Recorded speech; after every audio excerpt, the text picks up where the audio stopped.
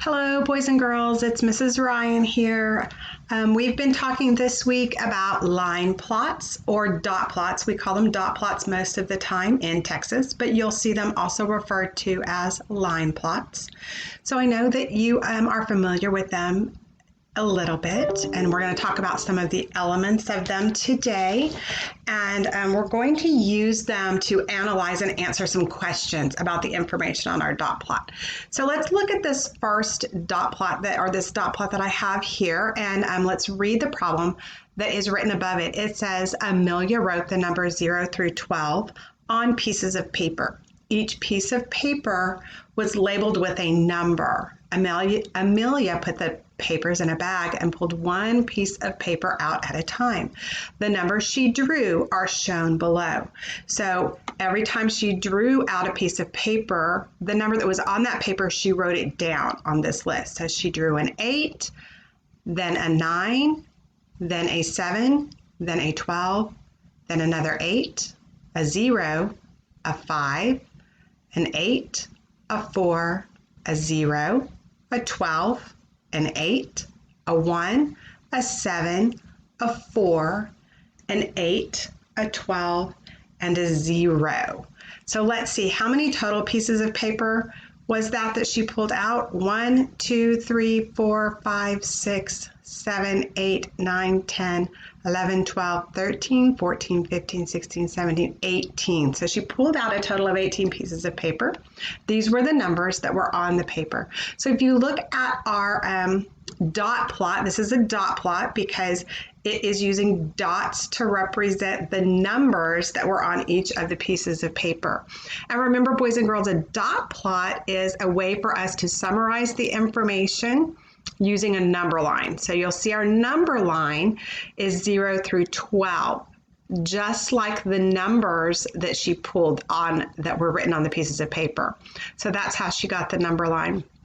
The title of this dot plot you'll see is called Papers. And so this is what her title is. And you'll see there's a little subtitle that explains what the numbers on the number line represent. And they represent the number on the paper, the number that was written on the paper, or so the number of paper. All right, so let's look at this a little bit. So I can tell by looking at my dot plot graph, there are 3 dots for the number 0. So I could label this as 3, but let's double check and make sure. Did we have 3 zeros? Did she pull 3 zeros? Let me look through my list. Here's 1, 2, 3 zeros. Yes, her dot plot is correct. And next on her list is a 1, the number 1. Did we have a number 1 on our list? Let's look right here for that. Oh, there it is right there, the number 1, and there was only 1 of them. So let's look again and see if we can find any 2s. Do you remember seeing any 2s? I see a 12. Let me go through my list. No, there are no 2s. There were no 3s, but there are 4s. So let me see, how many times did she pull out a paper with a number 4 on it? 1, 2, and she has 2 dots. So I'm going to label that as well. See if I can make a 2 with my little pen. And I forgot to put a 1 over here, didn't I? One piece of paper had the number 1 on it. And 5, if you look back at our list, I only see 5 one time. So I'm going to label that with 1 piece of paper. Had the digit 5 on it. And then let's see for 6. No, I don't see any 6s, no pieces of paper. And the number 7 was found twice, so I'm going to label that twice. So we label the dot plot, boys and girls, just like we label our pictograms, just like we label our bar graphs. So let's look for number 8. I can tell by looking how high it is that 8 had the most times it was pulled. 1, 2, 3, 4, 5. 1, 2, 3, 4, 5 dots. So let me label that with a 5. So the number 8 was pulled 5 times, and the digit 9 was 1 time, and the digit 12 was 3. So let's label that as 3. So now that we've taken a minute to look at our dot plot and understand the information, we can answer some questions. So one thing I notice right now is that the number of pieces of paper with that had 3 that was pulled 3 times. There were 0 was pulled 3 times, and also 12 was pulled 3 times. I can notice that. I noticed that the number 4, there were 2 pieces of paper that had the number 4 on them, and there were 2 pieces of paper that had the number 7. So those are the things you're looking at that will help you understand how to answer some of the questions. So let's look down here and let's look at this first question. It says, how many pieces of paper were pulled with the number 8? Well, guess what? I've already labeled my graph. I've already gone up here. I've counted the dots. 1, 2, 3, 4, 5. There were 5 of them that had the number 8 on it. Looking at the next question, so some of these questions can get a little bit harder and we have to think about them. It says, how many pieces of paper were pulled with numbers 8 or greater?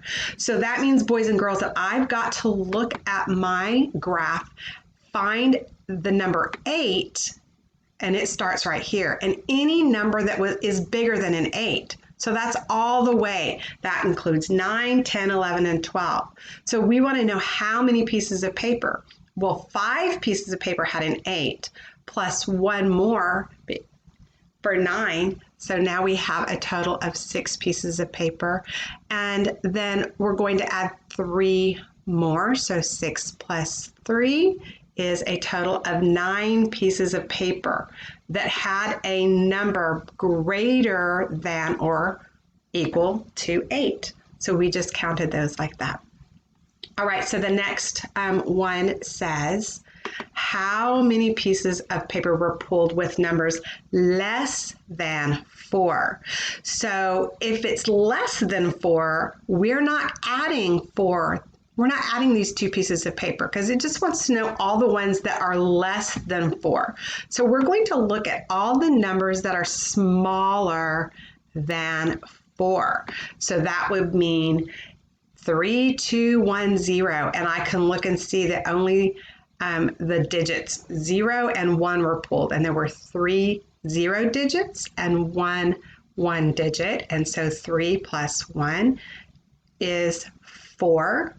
So there were 4 pieces of paper pulled that had digits or numbers on them that were less than 4.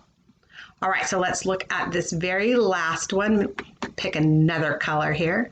Let me see, maybe I'll use a bright red or a light blue. I don't know, maybe purple. Purple, that's a good one. All right, so how many pieces of paper were pulled with numbers between 5 and 9?